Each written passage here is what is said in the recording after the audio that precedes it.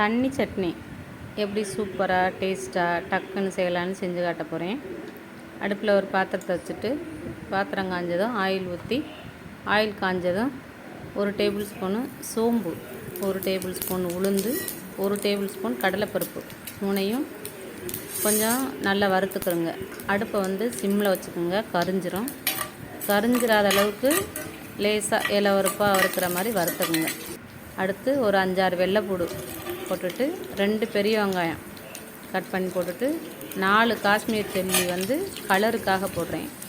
ஒரு 5-6 காஞ்ச மிளகாய் காரத்துக்காக போட்டுக்கேன். அது போட்டு நல்லா கொஞ்சோண்டு உப்பு போட்டு நல்லா வதக்கிக்குங்க.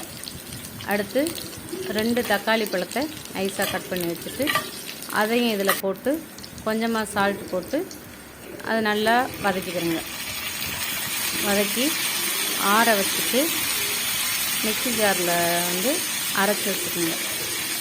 அரைச்சி வச்சுட்டு திரும்ப அடுத்து வேறு பாத்திரத்தை எடுத்து அடுப்பில் வச்சுட்டு கொஞ்சமாக ஆயில் ஊற்றிட்டு, ஆயில் காஞ்சதும் கொஞ்சோண்டு கடுகு போட்டு பொரிய விடுங்க.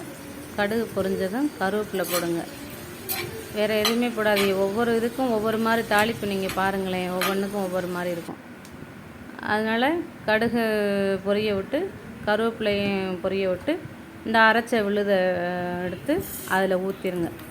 தண்ணி தேவைக்கு ஏற்றாப்புல ஊற்றிக்கிறங்க. தண்ணியாக இருந்தால் இது நல்லா டேஸ்ட்டாக இருக்கும். ரொம்ப கெட்டியாக வச்சிடாதீங்க. நல்லா கலந்து நல்லா கொதி வந்ததுக்கு பிறகு ஒரு கரண்டி தோசை மாவு, இட்லி மாவு, எந்த மாவு இருந்தாலும் சரி, அதை அதில் ஊற்றி நல்லா கலக்கி விட்டுக்கோங்க. அதுக்குத்தான் தண்ணி நிறையா ஊற்ற சொல்கிறது. தண்ணி நிறையா ஊற்றினா அது இந்த மாவு ஊற்றும் பொழுது கொஞ்சம் நல்லா அந்த திக்னஸ் கிடைக்கும். செம்ம டேஸ்ட்டாக இருக்கும்.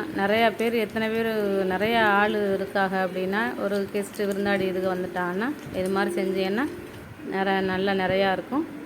ஊற்றி தோசை, இட்லி, சப்பாத்தி எதுக்கு வேணாலும் வச்சு சாப்பிட்லாம். சூப்பராக டேஸ்ட்டாக இருக்கும். நீங்களும் செஞ்சு சாப்பிட்டு பாருங்கள். பாய்.